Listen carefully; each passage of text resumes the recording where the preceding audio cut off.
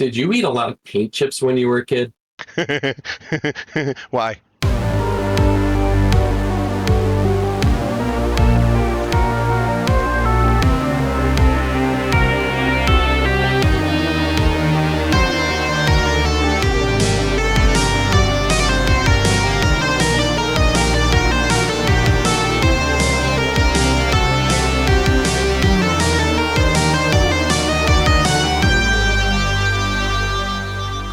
Welcome to episode 14 of the Burning Ewok podcast. I am your host, Justin Granson, and the only one with me this week is...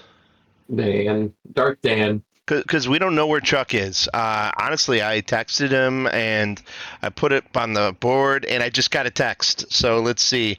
Find out live what's going on with Chuck Fisher, and see if he's going to join us or not at any point. No, he is not. He is not able to record. And so I'm not able to record on this holiday weekend until next week, so I think we just got to rock through this. Yeah, sounds good. I thought we were going to have to get the little beaver tracker out for Chuck, you know. Maybe that's what found him. Maybe get a little Basil on Chuck. So, Chuck, for all you Chuck fans out there, I know if you're really sad to not hear his voice and see his bright, shiny face, next time he'll be with us. How was Nashville? I didn't actually get into downtown Nashville. We were in Franklin and Murfreesboro, which is just south of Nashville. So I didn't actually get downtown Nashville. But it was freaking hot.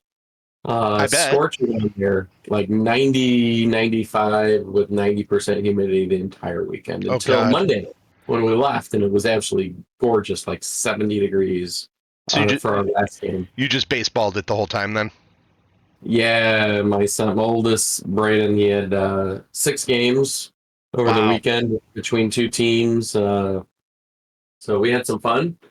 Ate a lot of good food. Well, at least you got your money's worth with a lot of games in there, and it wasn't just, going down there for only a couple. So, all right. Well, that's cool. Sure. Yeah. All right. I didn't do too much. I had a tournament also, but we're not going to talk about that. So we won't talk about the result of our tournament either. Yeah, not the most glorious. It was kind of like if there was a mountain and we were like flying and we are barely going to scrape over the top, we just decided at the last second, nope, go right into it. And it was one of those weekends, and that's okay though. It was the kids put up a good fight, and yeah, it's all good. I'll just blame this one on the coaches. Yeah, so I did that, and just a couple other things I want to talk about before we get an Acolyte, if you don't mind. So sure. I am super excited because this weekend I've got the new card set for Star Wars Unlimited's coming out. So not the full set, but I got a tournament on Saturday where we're going to do a sealed event. So we all get a pre-release set with I think there's 6 or 7 packs in it, and we have to build our deck off of that, and then we play each other. So it's all new cards, all new everything. I am super stoked about it. So I know a couple people were listening to this that were interested. There are pre-release sets going on this weekend, and I think it's like the following weekend packs are available to buy. So, but I know it's going to be really tough, and it's going to be limited quantities. So hope you get some. I'm super excited. A lot of cool dynamic effects like smuggle, and there's capturing, and then there's bounties in this new set. So I'm super excited about it. Anyway, I don't know, anything you want to talk about before we get into Acolyte? Yeah, man, I'm planning a vacation out of the country, which we haven't done that as a family before. Oh yeah, we went to Bahamas when the kids were really little. But that really almost didn't even feel like going out of the country because we went to Atlantis, which is kind of like a really Americanized resort in the Bahamas, right? Yeah, that doesn't really count. Yeah. Yeah, we're going to Costa Rica for 10 days, so pretty excited about that. It's one of those it bills itself as the most diverse, biosphere on the planet, right? It according to my parents who have been on every single continent, including Antarctica, Yeah. Costa Rica is quite possibly their favorite place they've ever been to. They've been there 3 or 4 times. In fact, they kind of want to move there. So We've talked about it. Like we haven't been there, and we've kind of had our eye on it. So this is kind of like our first of the trial runs. well, let me We're know because after November, I may be. yeah, yeah, for sure. So, Uh, yeah. Um, yeah, no, so that's one thing. I did watch a bunch of TV. I finished Sugar. I Uh, really want to see that. I really want to see it. so we went to a place I had no idea it was going there. Like I don't know how much you know about it, I and I just don't. know it goes to a place that, and I heard that before you said it. So Mhm. it sounds like one of those things you don't want to speak much more about. But No, it's I worth don't. watching, though, from what I understand. Yeah, yeah, and I think like I was chatting, the ending is a little anticlimactic, right? Just because it doesn't have that heavy hit at the end, so it sets itself up for a repeat. Okay, so Um, so it's going to be another season, I or is don't it know if a? it's been picked up or not, but it can go there, right? Yeah. But it's not a cliffhanger, so really it just sets itself up to be able to go to any season you want. And I don't know what kind of content there is. I think it's based on a book. I'm not sure. Like I was going to say, like I can't tell with anything anymore. Like Shogun is based on a book. It completes the story in the book, and it was supposed to be a one and done. Well, they're having a second season where they're going to just tell the ongoing adventures. Maybe I don't know if it'll have the same characters. I don't know if it's going to take another entire time frame of feudal Japan. I have no idea. But I they did so well that they're like, oh yeah, we'll make more of those. you know what? That's one of those things. Like today, like 2 days ago, I heard maybe we're getting another season of Ted Lasso now. Really? Yes, yes. So everybody thought it was over, but now the showrunners are talking about it possibly a season 4. So I don't know. You never know these days. I think, whether it's just holding on to a good thing as long as it makes money or brings viewers in. I guess people are always thirsting for more. Um, you know, I don't know. It's Sugar. I could see it doing more, but it's not like there's like, oh man, I'm saying like every other word. It's not as if there was no resolution to the story. There's just more to the story, I think, if that makes sense. Yeah, So I gotcha. yeah, I gotcha. it was a satisfying ending, but it wasn't like a really big ending. And there's more to the series that can be unveiled, I guess. Um, so, anyways, before we get into the specifics of the Acolyte, uh, did you hear that the showrunners are, Leslie? It's Leslie, right? Something like that. Headland, yeah. Headland.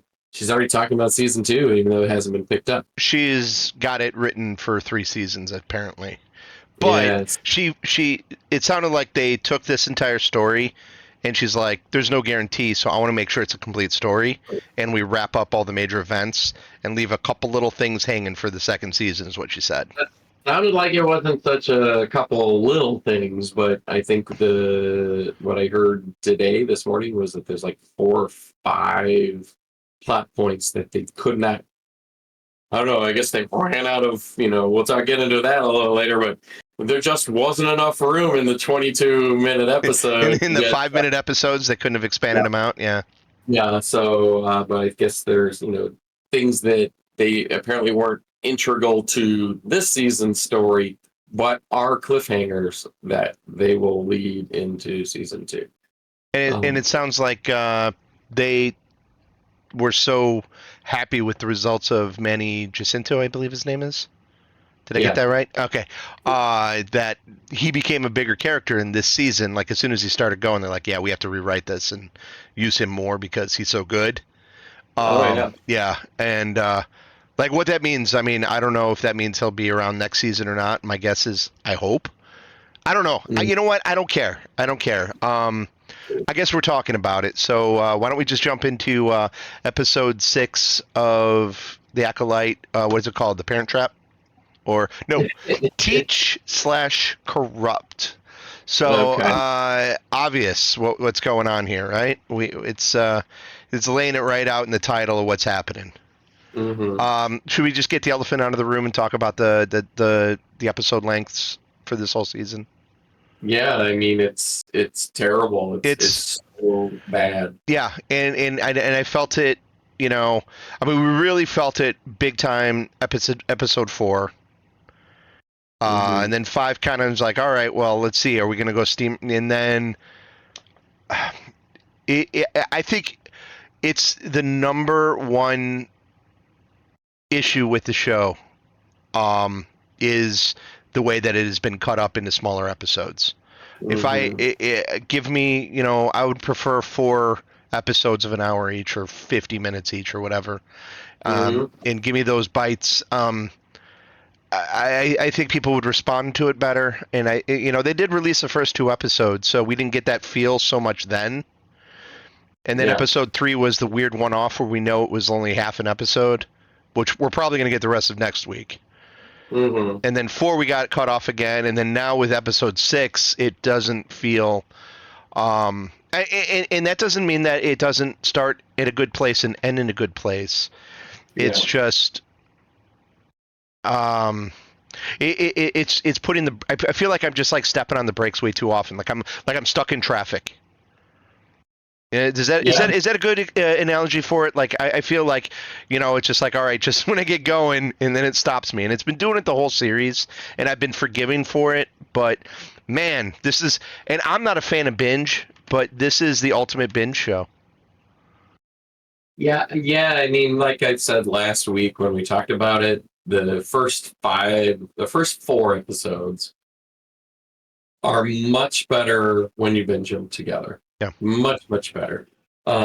Which I think is because there's a lack of substance in the episodes. There really isn't a whole lot of, like Chuck and I, we truly believe there's not a whole lot of good character development in the first 4 episodes, right?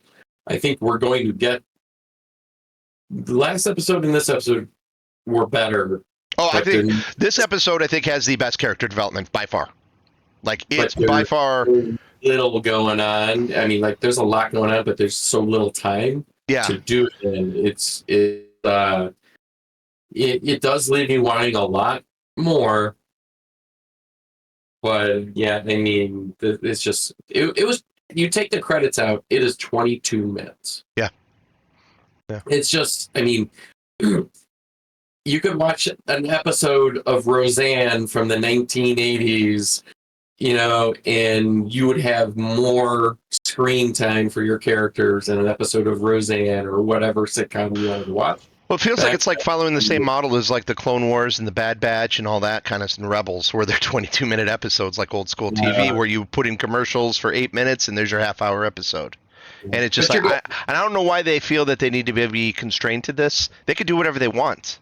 I mean, the only thing I could think of is if they're packaging these up to put on television shows like in other countries and play it as episodes out there. And then you got your commercial time there and everything. I don't know. There's some weird thing that Disney's, and I can't blame like the showrunners for this. I think this is 100% Disney.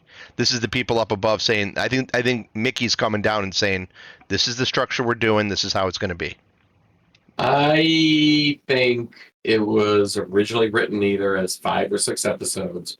They came back and said it needs to be 8, and this is how they cut it. And I think there was probably too much crap, and they just couldn't do it. Honestly, I bet when this is all done, somebody's going to take all 8 episodes, like some fan is going to take all 8 episodes and recut the entire footage and re-edit it, sequence it differently, put everything together. It's going to probably be it has like a 5 or 6 episode deal, and it's going to be much better and much smoother and flow much better. I think there's if they come out with a DVD of this, there's probably I'm guessing there's probably at least a full hour of deleted scenes that make this a better show. There's got to be.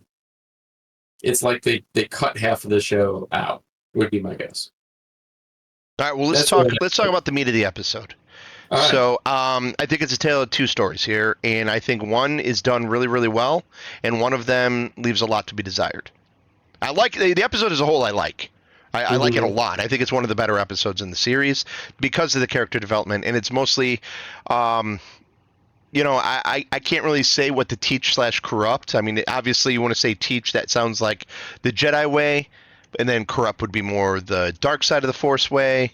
And I'm just going to say dark side since we don't have a Sith name, even though he said like a Sith. Whatever, it doesn't really matter.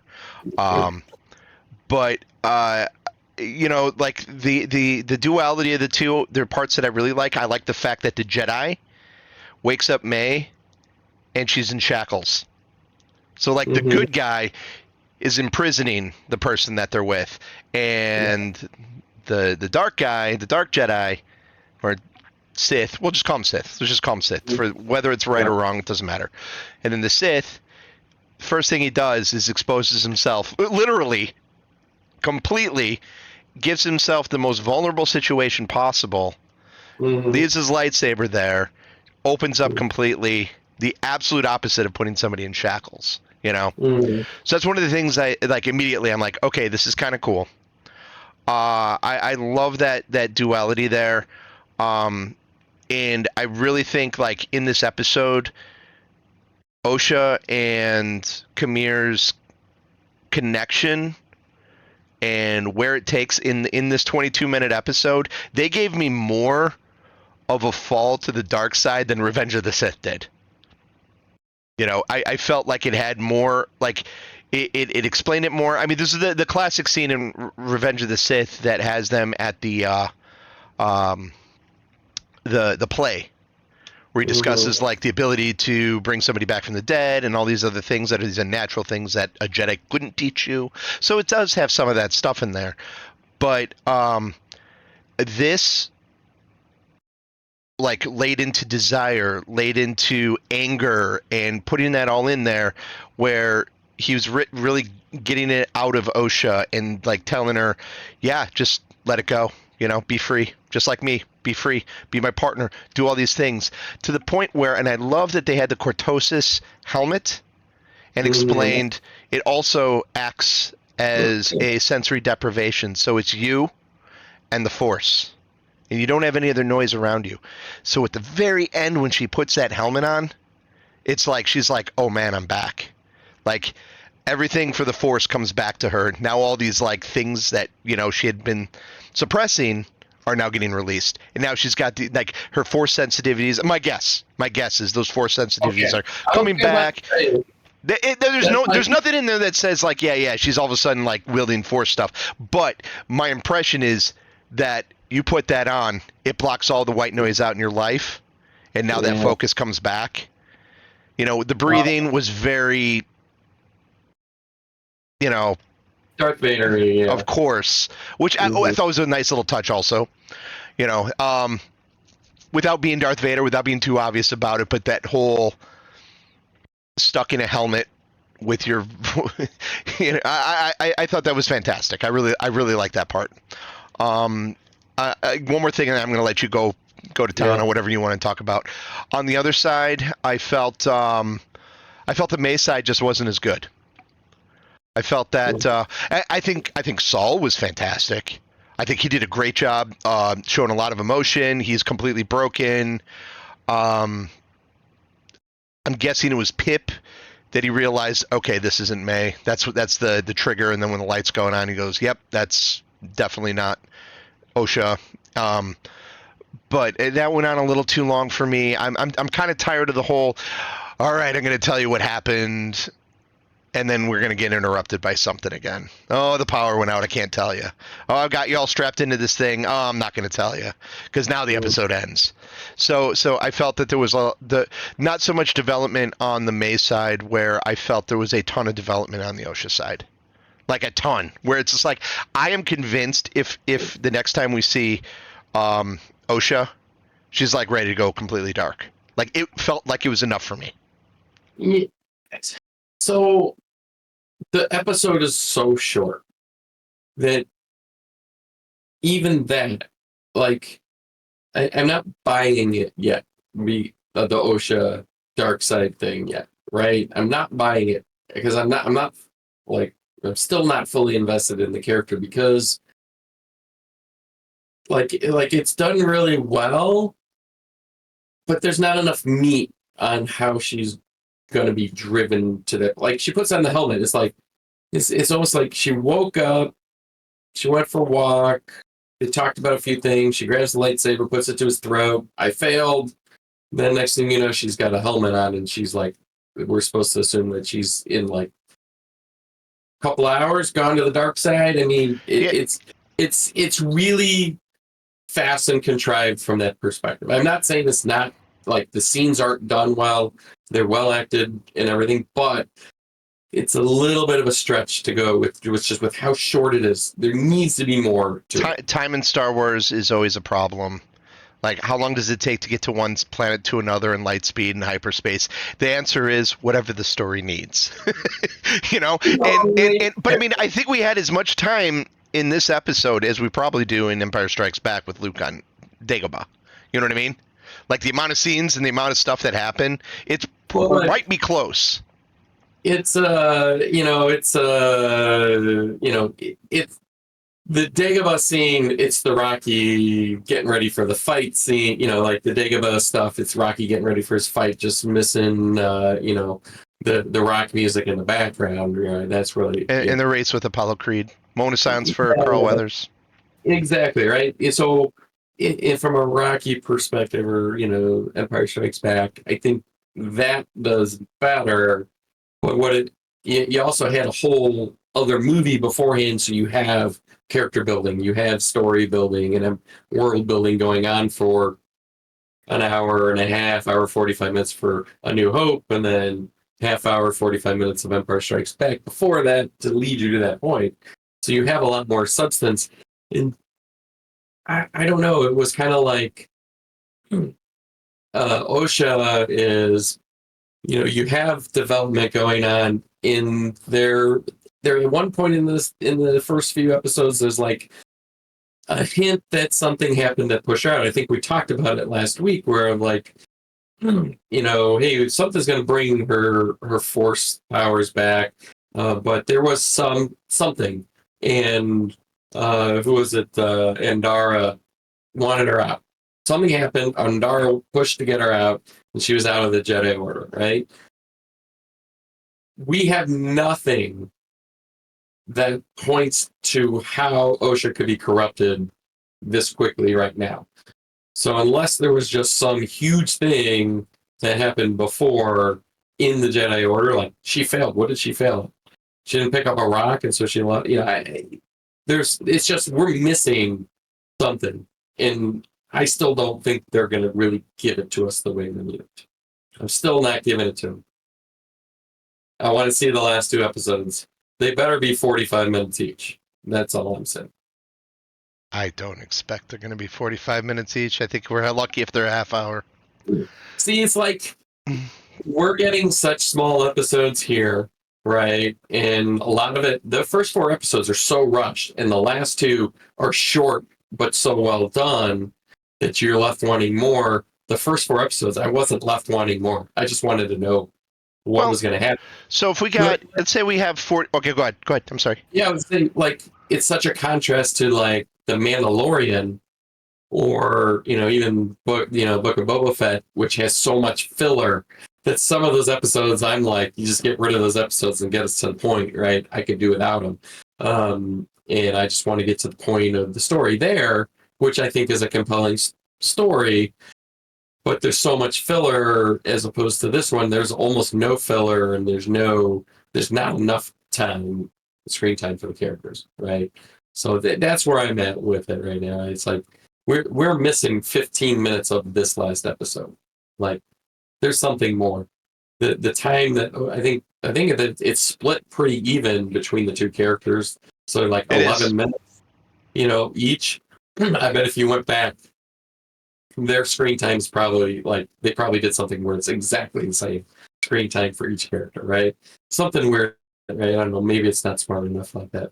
But there needs to be another 5 or 6 minutes of them exploring, of Kymir exploring Osha's past and what led her to be done with the Jedi, right? Well, I think he knows her entire past.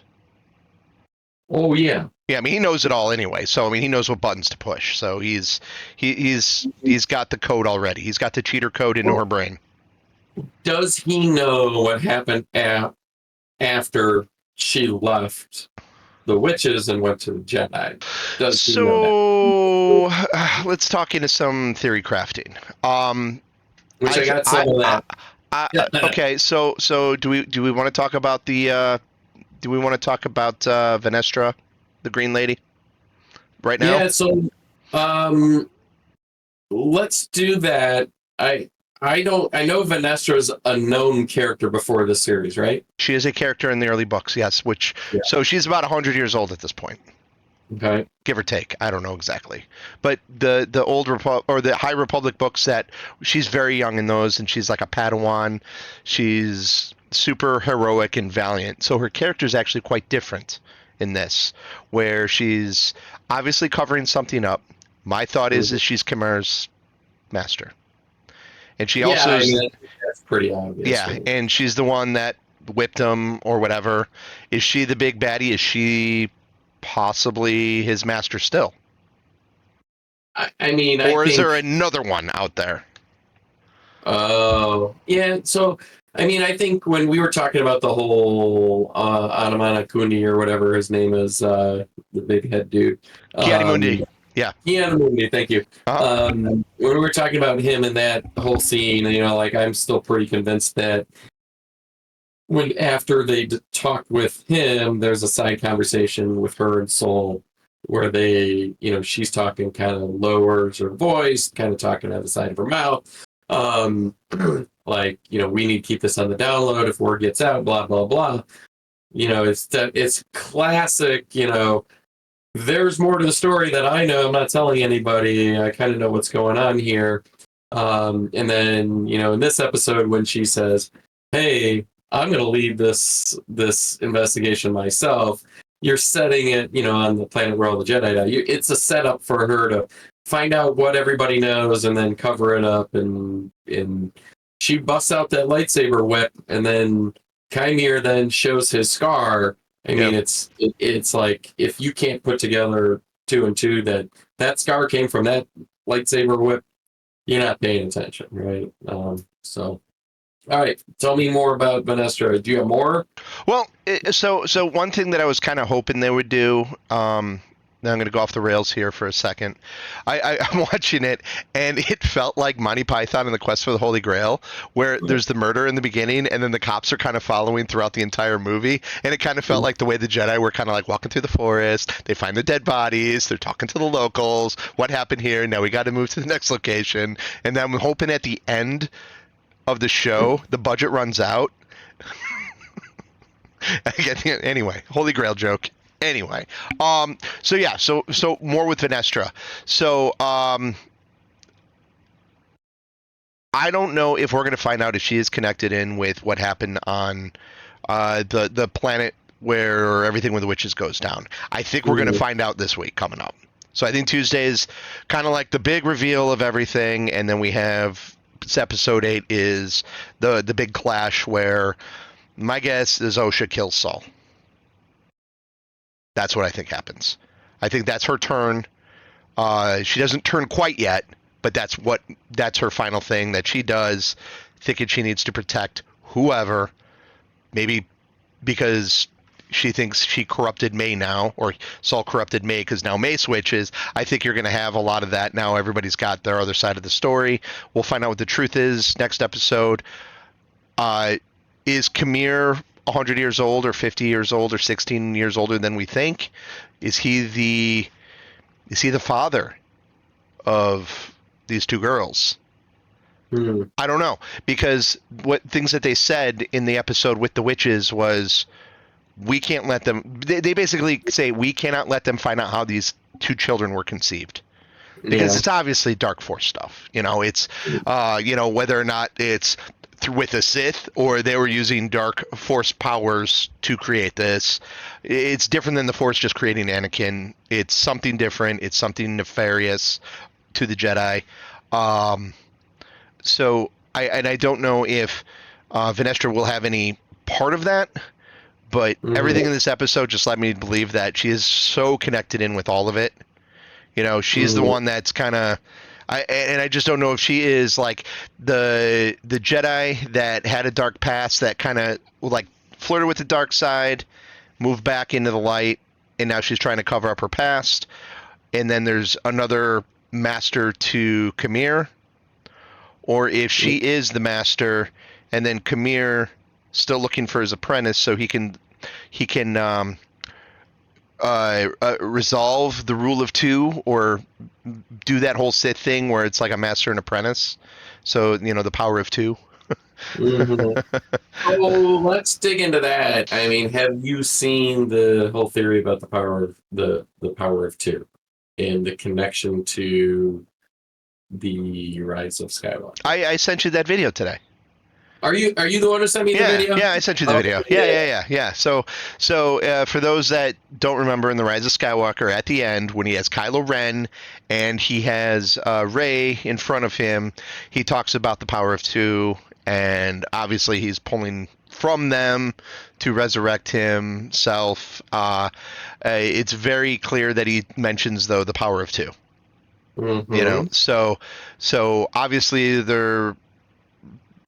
where they're drawing from is they're drawing from all over Star Wars land, and in this one it has to. I mean, the Sith connection has to be. I don't know. That's all I got from it. I thought it was interesting, so I forwarded it on to you.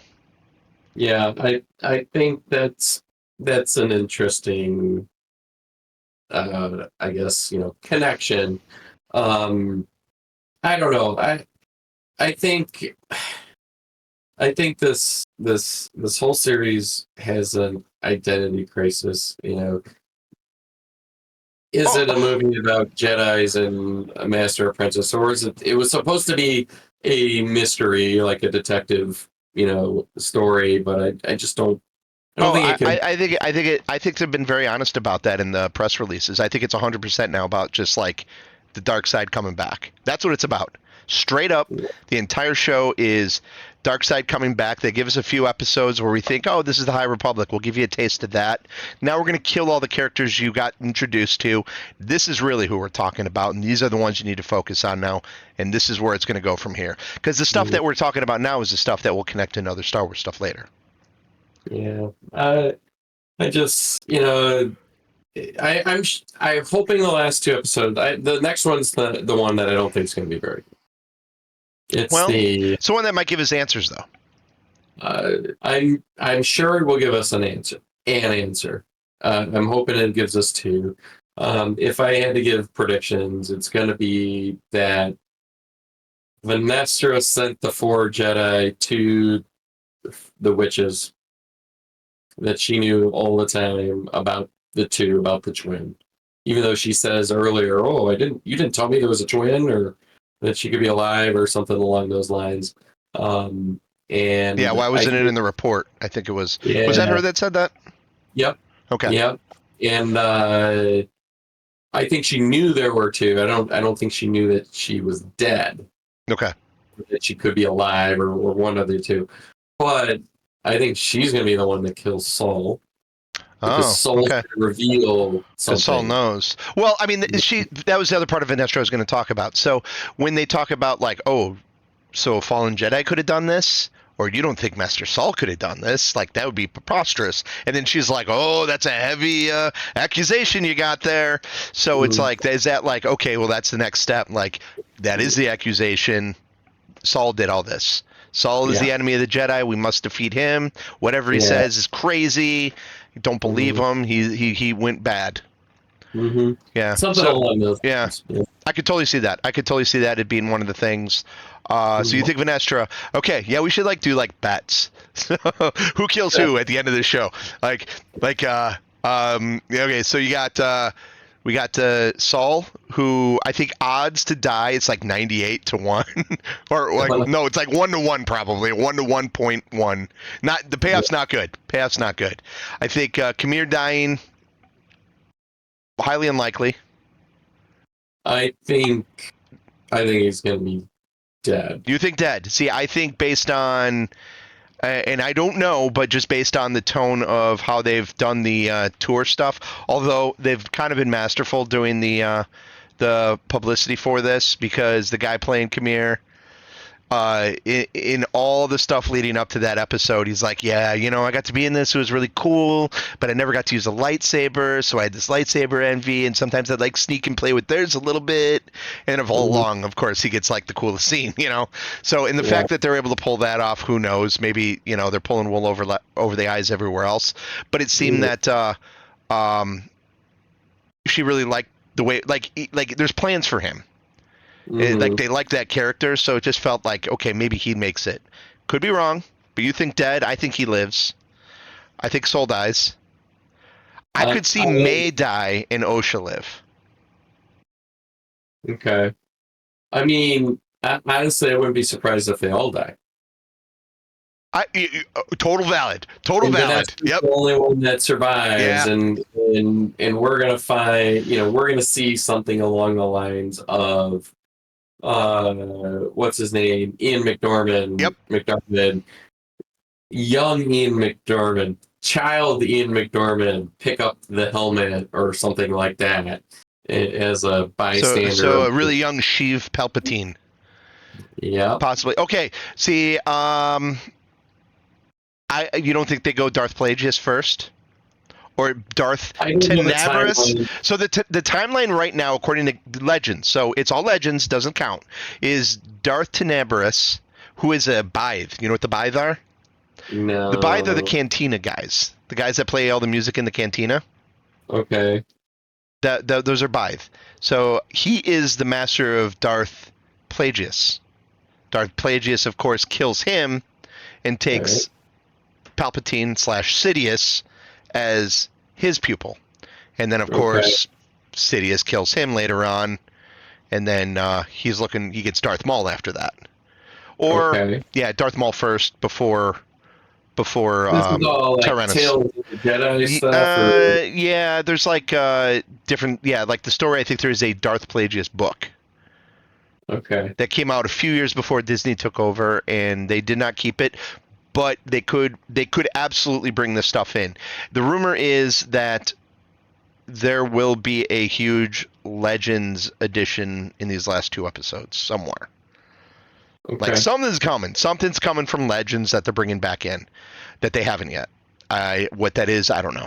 So is it a Sith? Is it or is it just some goofball character that nobody cares about? Is it another animal like Basil? I don't know. Maybe. So this is 100 years before the prequels. Yes. Okay. Yes. So I mean, I don't know what Palpatine's age is by the time of Episode 1.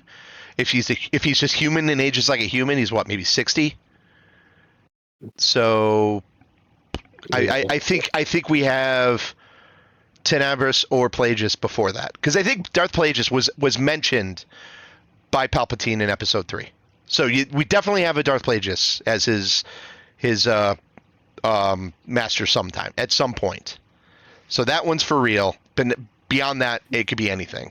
Are we going to get a Yoda appearance in Episode 8? No, we'll not get a Yoda episode. The entire timeline of this right now, Yoda is he's on a mission. He's on sabbatical, or he's like walking the galaxy like Kane from Kung Fu. I'm calling. We're getting a Yoda. You say Yoda. Fly. Okay, I'm pretty sure Yoda is AWOL right now, just because they don't want. And I thought I heard that there's no more like characters. It sounded like there were no more characters. But again, who knows? They could all be lies. I don't know. So you want to see the Yoda pop in there at the end? No, I just think they'll be gratuitous and something like that. We're gonna get something. They have to connect it not only to whatever new is coming, but they need to connect it to the old movies when I say old ones, meaning the first 9 movies, right? They need to connect it back to that to drive subscriptions and views. I think that was Chiaramondi's job, and he did it. That was the connection. That's all it was. I think that I don't think they want to do more than that. I think it would be a mistake to do it. Enough. I don't think that's enough for 75% of Darth Plagueis would be enough then. Disney. Darth Plagueis would be enough. You throw Darth Plagueis in there, Star Wars nerds go insane. They're going to be like, finally, now we got the master. So guess what? Next season or 2 seasons down the line, do we get a young Palpatine? And then people are looking for that.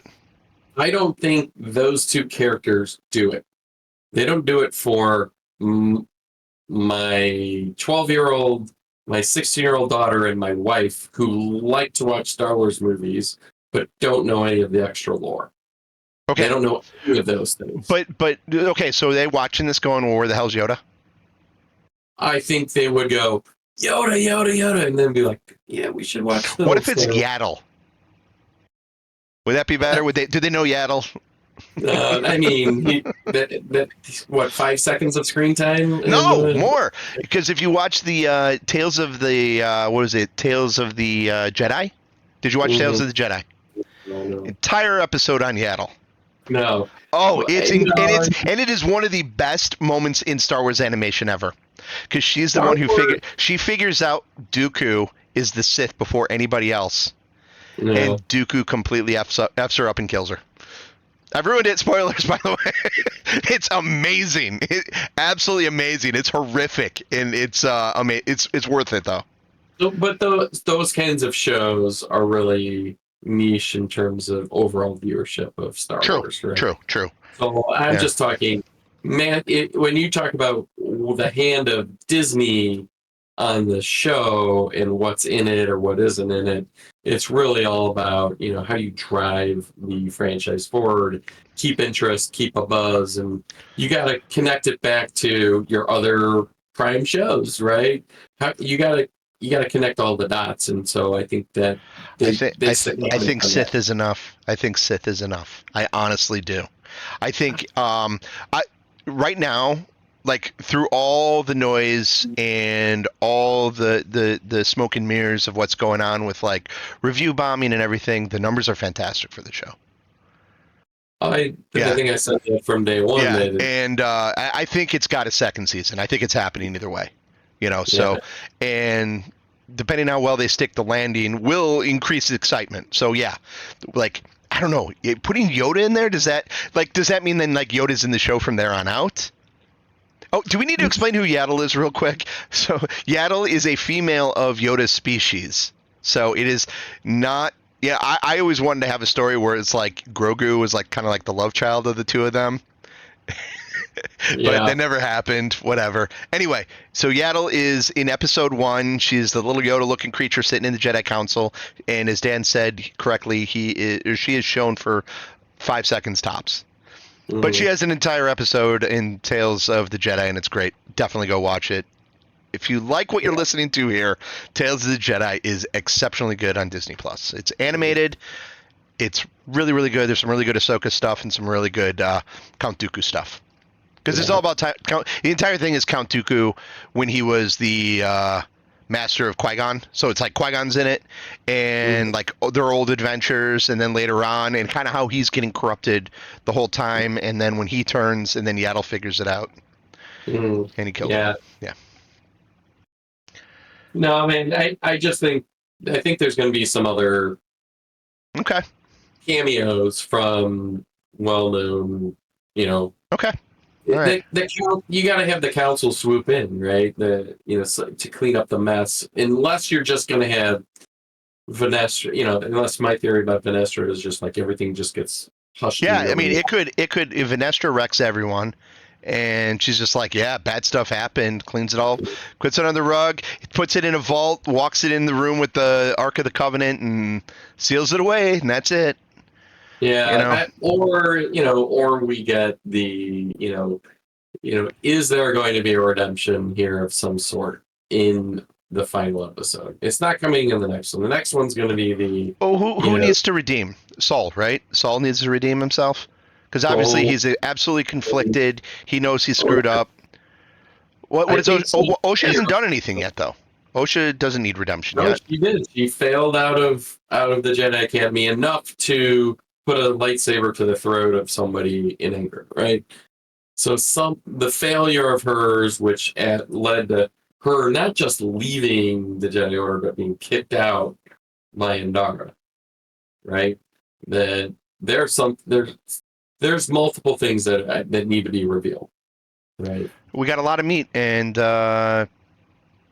We have yeah. 44 minutes left in between two episodes, right? Yeah, we have about 44 minutes in this podcast right now, so we've talked about it more than what we're going to be getting. So that's I don't know. For sure. It's given me something to talk about. I enjoy talking about it. It's fun. It's a wonderful distraction with everything else going on, whether it be bad baseball or insanity. So I'm enjoying it. The 22-minute distraction once a week's been nice for me.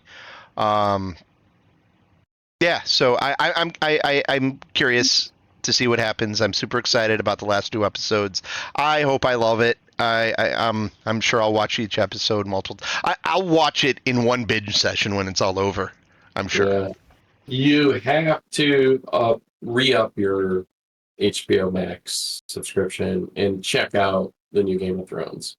I know. Episode 2 and episode 3. Don't say anything. Don't say. You said awesome. I know. Yeah, you said great. I was talking to somebody else today too. I know. Okay. It harkens back to the first 4 or 5 seasons of the Game of Thrones, right? And the writing is exceptional. The acting is exceptional. It still has all the production value, and I can't say it's going to finish strong, but it has been great. Oh, do you know who the showrunners are?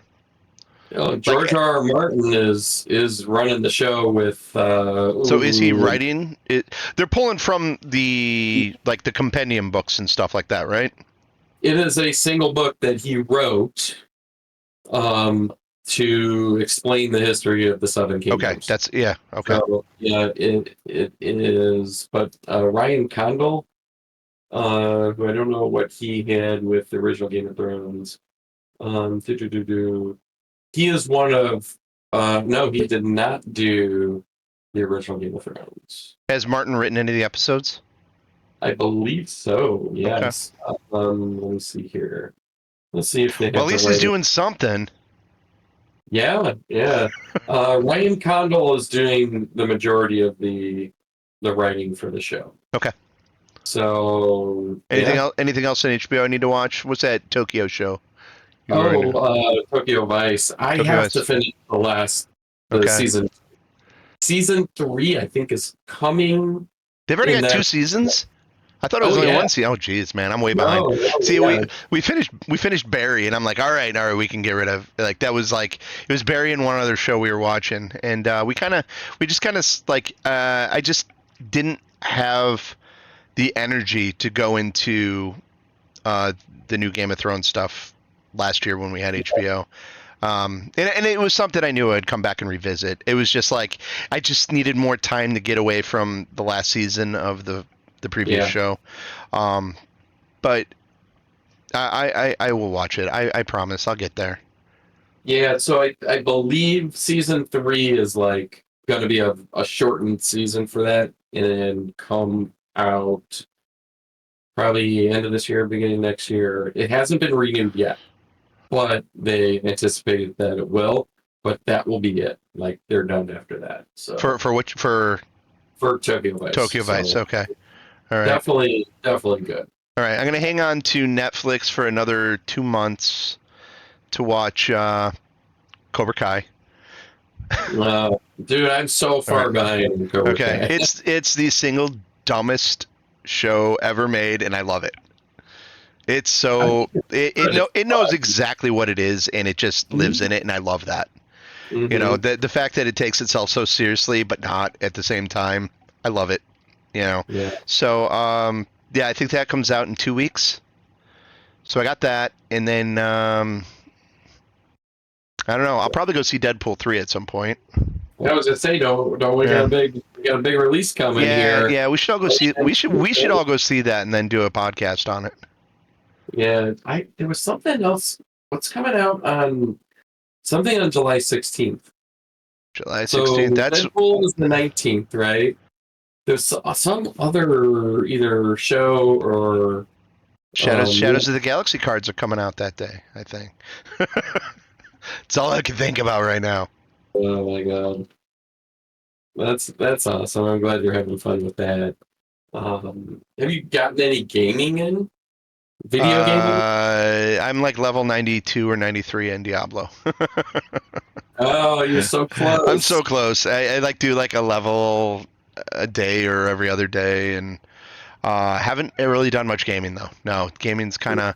I've been watching my kids play more games than I've actually played. So Huh. my youngest is like so into Rainbow Six right now. Like Rainbow Six Siege, Oh, the one that came out like 10 years ago, apparently got huge again. And right, like yeah, they're yeah. all playing it, and um, I'm like, this game came out like when you were like 2. What's going on? He's like, yeah, there's some streamers that made it really popular, so like all my friends started playing it, and I just started playing it. So he's doing that, Nice, and nice. then my son, who's obsessed with Super Smash Brothers, is playing this game called Rivals, and Rivals 2 Okay. is coming out soon, and he's been playing the demo of that, and or like the pre-release demo, and it's another platforming fighter, and he is absolutely in love with it, and he wants to play that competitively now. So Nice, I'll walk nice. through the room and see him do that, and yeah, that's I just haven't put any time into games. I don't know. Okay.